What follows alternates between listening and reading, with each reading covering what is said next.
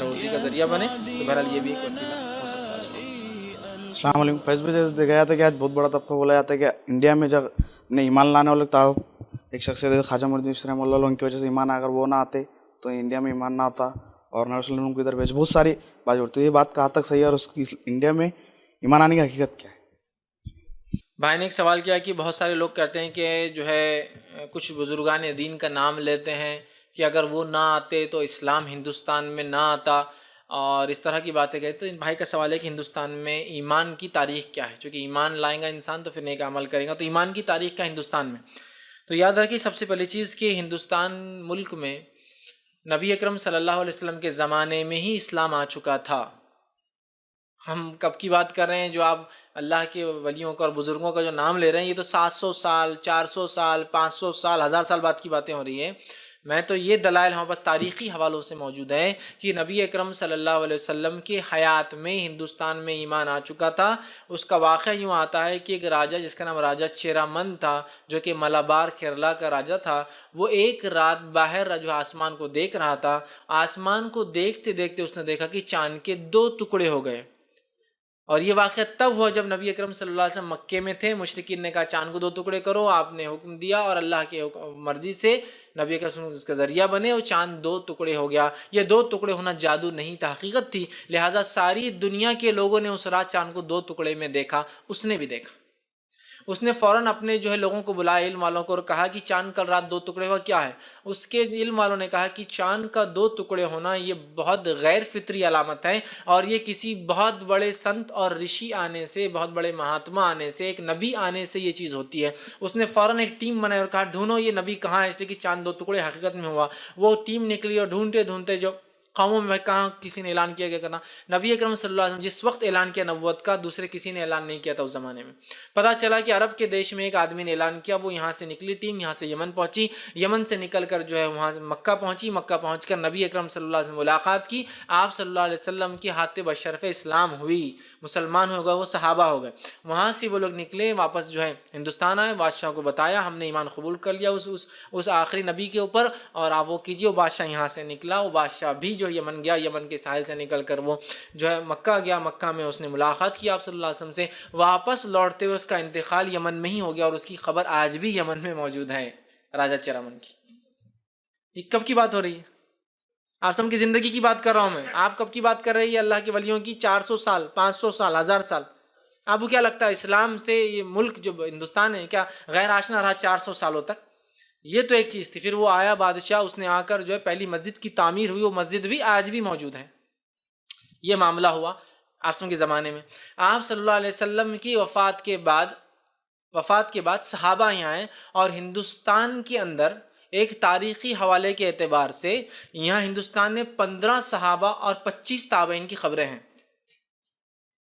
جس پہ مالک بن دینار نام کے صحابی کی خبر جو ہے وہ تو موجود ہے، جو آج بھی دیکھ سکتے ہیں۔ آپ چنئی میں چلے جائیے، مالک بن دینار کی خبر، لوگوں نے افسوس پہ ایک مقبرہ اور ایک آستانہ اور بہت بڑی درگاہ ہے۔ ایک صحابی کی تو خبر آج بھی موجود ہے، چنئی کے اندر جائیے آپ آج ہی موجود ہیں۔ تو 15 صحابہ کم و بیش اور 25 تابعین کی خبروں کے جو ہے لوگوں نے جو ہے بیورے لکھے کہ اتنے لوگ آئے ہیں۔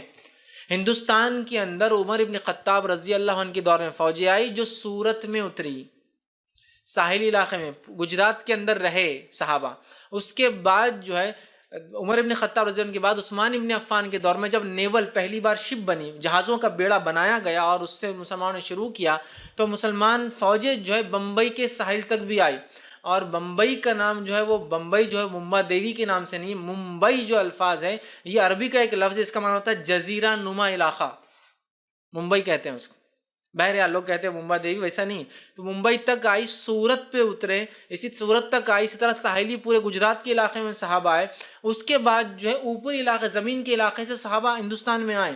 تجارتی لحاظ سے ہندوستان کا عربوں سے بہت قدیم تجارت تھی، بلکہ عرب تاجر آپ کے زمانے میں مکہ سے لے کر چائنا تک لے جا کر جو ہے چیزیں فروخت کرتے تھے اور ہندوستان سے مسالے لے جاتے تھے. ٹھیک ہے. بہت سارے صحابہ کی تاریخی بیورے ہے کہ ہندوستان میں یہاں چھوٹی ذات کی عورتوں کو بلاؤز نہیں پہننے کی اجازت تھی. بہت سارے صحابہ یہاں آئے, انہوں نے کپڑے فری تقسیم کیے ان عورتوں کو کہ تم بدلو. لوگوں نے دیکھا کہ کون لوگ ہیں جو اتنے شریف ہیں, ہماری عورتوں کو ننگا نہیں دیکھ سکتے, جبکہ قوم ہزاروں سالوں سے ننگا رکھی ہوئی بشرف اسلام اور ایمان ہوئے. اس لیے ساحلی علاقوں میں دیکھیے اب مسلمان, ان کا مسلک اور ان کا ایمان, ان کا عقیدہ بہت مختلف بنسبت ہمارے زمینی علاقوں سے جہاں ہے.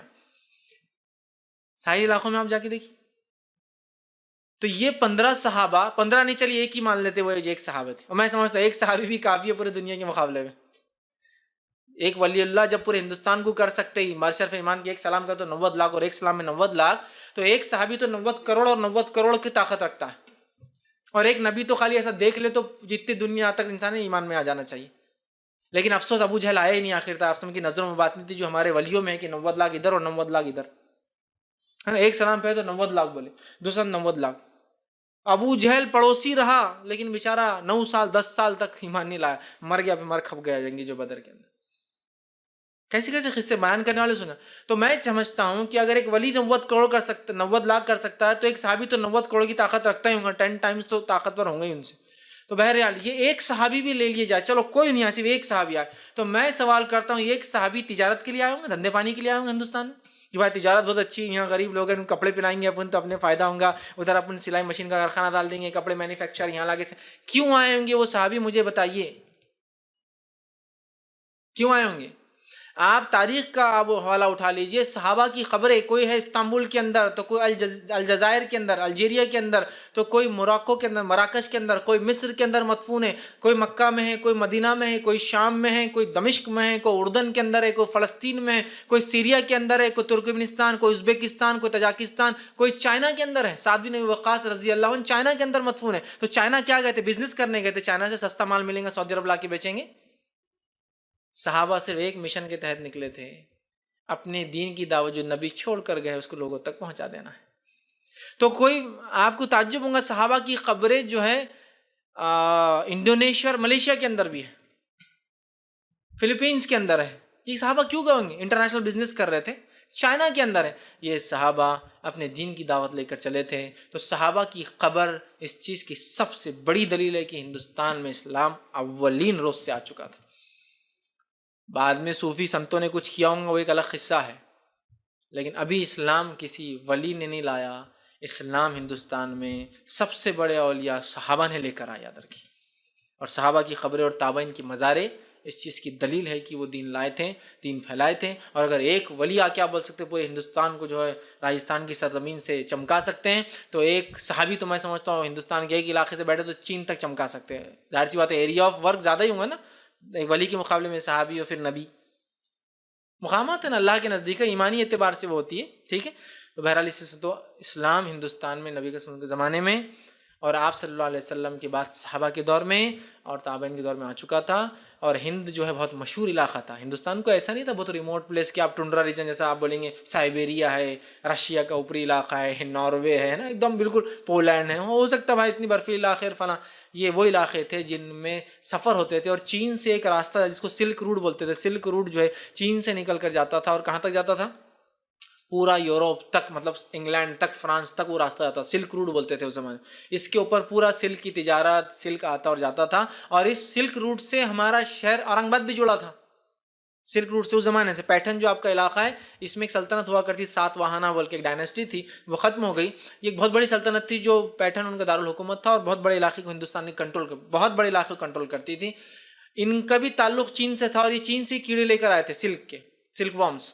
سلک وارم جو تھا چین میں جو ہے وہ ایک جس کو بولتے ہیں ایک وہ تھی جس کو کہیں گے ایک خفیہ ایک چیز تھی جو دنیا کو بتاتے نہیں تھے سلک کیسا بنتا ہے, لیکن وہ کچھ لوگوں کو اپنے طرف سے تحفتاً دیتے تھے جب کسی حکومت سے, تو ان سے تعلق تھا. اسی لیے وہ انڈسٹری جو 2500 سال پہلے پیٹھن میں پڑی تھی سلک ساڑی کی, وہ آج تک چلتی ہے 2500 سال سے. پیٹھنی ساڑی بولتے ہیں اس کو. تو پیٹھن جیسے علاقے کا تعلق ہے چین سے اس زمانے میں, تو سعودی عرب جیسے علاقے کا, مکہ جیسے شہر کا تعلق, عربوں کا تعلق جو کہ تاجر تھے اور تجارتی ان کی پیش آتی ہے, ان کا تعلق ہندوستان سے کیسا نہیں ہوگا؟ امیزنگ نہیں ہے؟ سوچنے کی بات نہیں ہے.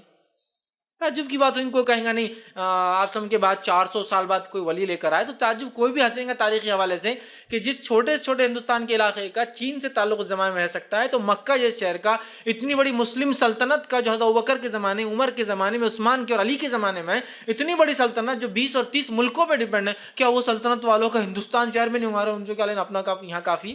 اور وہ مبلغ لوگ تھے، اپنے دین کو پھیلانے والے لوگ تھے. تو یہ خود ایک اپنا مذاق ہم بنا لیں گے اگر ایسی فالتو بات اگر ہم کریں گے. تو ہر کسی کا ایک مقام ہے، اس کو مقام دیا جائے. اگر کوئی ولی کا مقام صحابی سے بڑھائیں گا تو ظاہر سی بات ہے ہم کو تکلیف ہوتی ہے اس سے. اگر کوئی ولی اور صحابی کا مقام نبی سے بڑھائیں گا تو ہم کو تکلیف ہوتی ہے اس سے. ان کے مقام اپنے ہیں ولیوں کے، لیکن صحابی سے اوپر آپ نہیں بڑھا سکتے ان کے مقامات کو.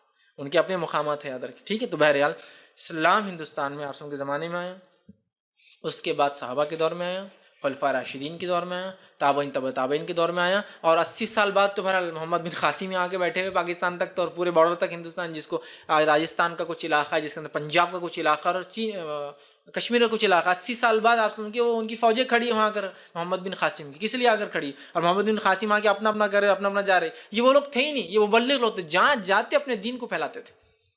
بہرحال ہندوستان میں اسلام کی تاریخ اتنی ہی پرانی ہے جتنی پرانی تاریخ آپ صلی اللہ علیہ وسلم کی اور آپ کی سیرت کی ہے. اسی دور میں اسلام یہاں آیا، خلفاء راشدین صحابہ کے دور میں آیا، تابعین تبع تابعین کے دور میں آیا، اور بہت سارے لوگ ہندوستان میں بہرحال آئے، اسلام لائے.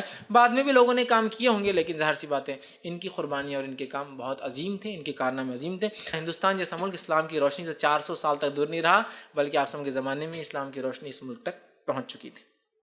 السلام علیکم ورحمۃ اللہ وبرکاتہ. ناظرین، ان ویڈیوز سے جیسا آپ فائدہ اٹھا رہے ہیں اور بھی لوگ اس سے فائدہ اٹھائیں گے. میں آپ سے اپیل کروں گا آپ ان ویڈیو کے بنانے میں ہمارا تعاون کریں، اسلامک ریسرچ سینٹر کو ڈونیٹ کریں. آپ اپنا تعاون ویسٹرن یونین کے ذریعے یا بینک میں ڈائریکٹلی ڈپازٹ کر سکتے ہیں، جس کی تفصیلات انشاءاللہ اس ویڈیو میں مل جائیں گی. اور ایک بات ہاں، کوئی رقم چھوٹی نہیں ہوتی، تو آپ ضرور ہمارا تعاون کریں. اور رمضان کے مہینے میں خاص طور سے اسلامک ریسرچ سینٹر کو یاد رکھیں، اپنی زکوٰۃ اور صدقات ہم تک پہنچائیں، تاکہ ہم دین کے اس کام کو لے کر لوگوں تک جو ہے پہنچ سکیں. اللہ تعالیٰ آپ کی جان و مال میں برکت عطا فرمائے. السلام علیکم ورحمۃ اللہ وبرکاتہ.